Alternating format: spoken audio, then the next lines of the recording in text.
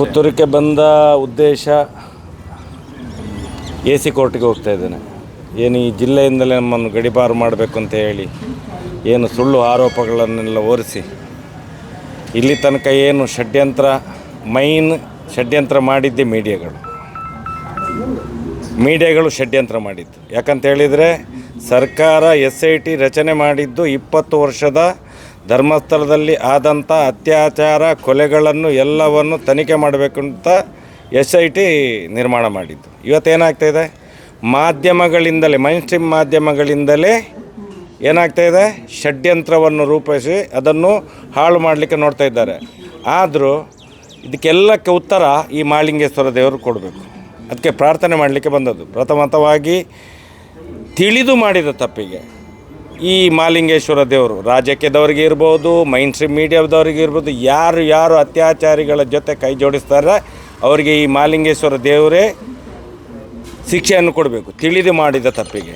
ತಿಳಿಯದೆ ಮಾಡೋದಕ್ಕೆ ಏನು ಮಾಡಲಿಕ್ಕಾಗೋದಿಲ್ಲ.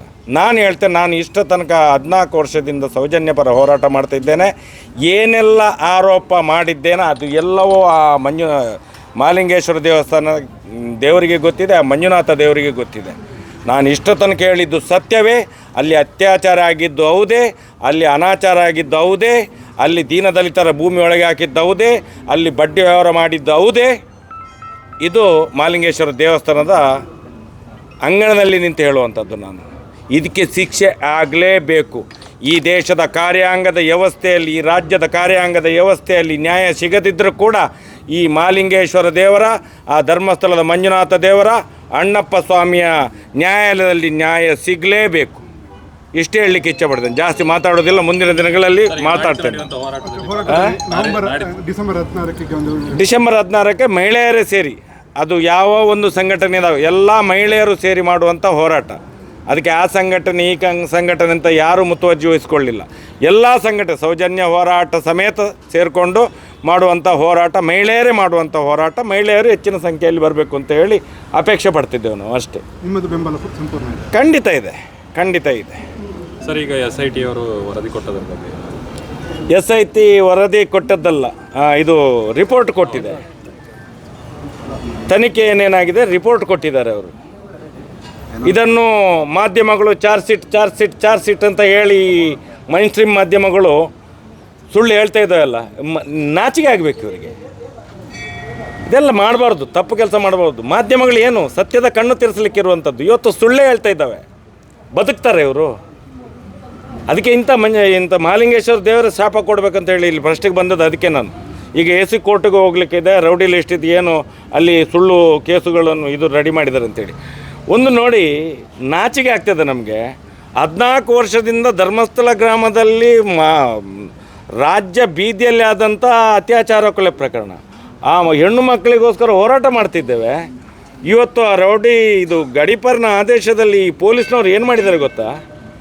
ನಾವು ಹೆಣ್ಣು ಮಕ್ಕಳಿಗೆ ಏನು ದೌರ್ಜನ್ಯ ಮಾಡಿದ್ದೇವೆ ಅಂತ ಹೇಳಿ. ಎಂಥ ಪಾಪಿ ಪೊಲೀಸ್ನವ್ರು ಇದ್ದಾರೆ ಅಂತ ಹೇಳಿದರೆ ಇವರಿಗೆ ಬದುಕಲಿಕ್ಕೆ ಆಗ್ತದೆ. ಅದಕ್ಕೆ ಇಲ್ಲೇ ಅದಕ್ಕೆಲ್ಲ ಉತ್ತರ ಇವರೇ ಕೊಡಬೇಕು, ಮಹಾಲಿಂಗೇಶ್ವರ ದೇವರು ಕೊಡಬೇಕು, ಆ ಅಣ್ಣಪ್ಪ ಸ್ವಾಮಿ ಮಂಜುನಾಥ ದೇವರು ಕೊಡಬೇಕು ಅಂತ ಹೇಳಿ ಪ್ರಾರ್ಥನೆ ಮಾಡಿ ಹೊರಟದ್ದು ನಾನು ಇಲ್ಲಿ. ನೀವು ಮತ್ತು ಚಿನ್ನಯ್ಯ ಆದಿಚುಂಚನಗಿರಿ ಸ್ವಾಮೀಜಿ ಹತ್ರ ಹೋಗಿದ್ದೀರಿ? ಖಂಡಿತ ಹೋಗಿದ್ದೇವೆ. ನಾನು ಮಾತ್ರ ಚಿನ್ನಯ್ಯ ಮಾತ್ರ ಹೋಗಿದ್ದಲ್ಲ, ಸೌಜನ್ಯನ ಮನೆಯವರು ಇದ್ದರು, ಸೌಜನ್ಯ ಬರೋ ಹೋರಾಟಗಾರರಿದ್ದರು. ಆದಿಚುಂಚನಗಿರಿಯಲ್ಲಿ 1.5 ಗಂಟೆಯ ಕಾಲ ನಿರ್ಮಲಾನಂದ ಸ್ವಾಮೀಜಿ ಹತ್ರನೇ ಎಲ್ಲವನ್ನು ಬಿಡಿಸಿ ಹೇಳಿದ್ದಾನೆ ಅವನು. ಏನು ನನ್ನ ಹತ್ರ 1.5 ಗಂಟೆ ವೀಡಿಯೋ ಬಿಟ್ಟಿದ್ದಾನಲ್ಲ, ಅದಕ್ಕಿಂತ ಜಾಸ್ತಿ ಹೇಳಿದ್ದಾನೆ. ಯಾರ್ಯಾರು ರೇಪಿಸ್ಟ್ ಮಾಡಿದ್ದಾರೆ, ಯಾರ್ಯಾರು ಮಾಡಿಸಿದ್ದಾರೆ ಎಲ್ಲವನ್ನೂ ಹೇಳಿದ್ದಾನೆ ಅವನು. ಸ್ವಾಮೀಜಿಗಳು ಬಂದು ಹೇಳಿ ಅಲ್ಲ ಮುಂದೆ, ಯಾಕೆ ಹೇಳೋದಿಲ್ಲ ಸ್ವಾಮೀಜಿಗಳು? ಇವತ್ತು ಸ್ವಾಮೀಜಿಗಳು ಅವತ್ತೇ ಹೇಳಿದ್ದಾರೆ ನನ್ನದು. ನಾಳೆ ಮುಖ್ಯಮಂತ್ರಿಗಳು ನನಗೆ ಮೈಸೂರಲ್ಲಿ ಒಂದೇ ಸಭೆಯಲ್ಲಿದ್ದೇವೆ ನಾವು. ಆ ಸಭೆಯಲ್ಲಿ ಅವರಿಗೆ ಪೂರ್ತಿ ಇವರನ್ನು ಹೇಳ್ತೇವೆ ಅಂತೇಳಿ ಶಿಕ್ಷೆ ಖಂಡಿತ ಕೊಡಿಸ್ತೇವೆ. ಮಹಾಕಾಳನ ಮೇಲೆ ಪ್ರಮಾಣ ಮಾಡಿದ್ದಾರೆ ಅವರು, ಶಿಕ್ಷೆ ಕೊಡಿಸ್ತೇವೆ ಅಂತ ಹೇಳಿ. ಯಾರು? ನಿರ್ಮಲಾನಂದ ಸ್ವಾಮೀಜಿ ಅವರು. ಕೊಡಿಸಲಿ ಅವರು. ಅದು ಬಿಟ್ಟು ರಾಜಕೀಯ ಮಾಡೋದಲ್ಲ. ಸ್ವಾಮೀಜಿಗಳು ಮಠದಲ್ಲಿ ಕೂತ್ಕೊಂಡು ರಾಜಕೀಯ ಮಾಡೋದಲ್ಲ. ಯಾವ ಸ್ವಾಮೀಜಿಗಳು ಬೇಕಾದರೆ ಇರಲಿ. ನಾವು ನೇರವಾಗಿ ಸನಾತನ ಹಿಂದೂ ಧರ್ಮದ ಪ್ರತಿಪಾದಕರು. ನಾವು ಹಿಂದೂ ಧರ್ಮದ ವಿರೋಧಿಗಳಲ್ಲ. ಇವತ್ತು ಹೇಳ್ತೇನೆ, ಮುಂದೆ ಹೇಳಿದ್ದೇನೆ, ಹಿಂದೆ ಹೇಳ್ತೇನೆ. ಸರ್ ನಿಮ್ಮ ಪ್ರಕಾರ SIT ತನಿಖೆ ಪೂರ್ಣ ಆಗಿದೆ? ಎಲ್ಲಿ ಪೂರ್ಣ ಸ್ವಾಮಿ, ಸ್ಟಾರ್ಟೇ ಆಗಲಿಲ್ಲ, ಇನ್ನೂ ಆಗಬೇಕಷ್ಟೇ. ಅತ್ಯಾಚಾರಿಗಳ ವಿಚಾರಣೆ ಇನ್ನೂ ನಡಿಬೇಕಷ್ಟೇ. ಇಲ್ಲಿ ತನಕ ಯಾರು ಬರೀ ಒಂದು ಬುರುಡೆಯನ್ನು ಹಿಡ್ಕೊಂಡು ನಾಟಕ ಮಾಡ್ತಿದ್ದಾರೆ ಅಷ್ಟೇ. SIT ಒಳಗಡೆ ಪ್ರಪಗಂಡ ಮಾಡುವಂಥವ್ರು, ಷಡ್ಯಂತ್ರ ಮಾಡುವವರು ಈ ಮೈನ್ ಸ್ಟ್ರೀಮ್ ಮೀಡಿಯಾಗೆ ಯಾರು ಮಾಹಿತಿ ಎಲ್ಲ ಕೊಡ್ತಾರೆ, ಏನು ಷಡ್ಯಂತ್ರ ಮಾಡ್ತಾಯಿದ್ದಾರೆ. SIT ಒಳಗಡೆ ತುಂಬ ಅಧಿಕಾರಿಗಳಿದ್ದಾರೆ, SP ಕೂಡ ಇದ್ದಾರೆ ಅದರಲ್ಲಿ.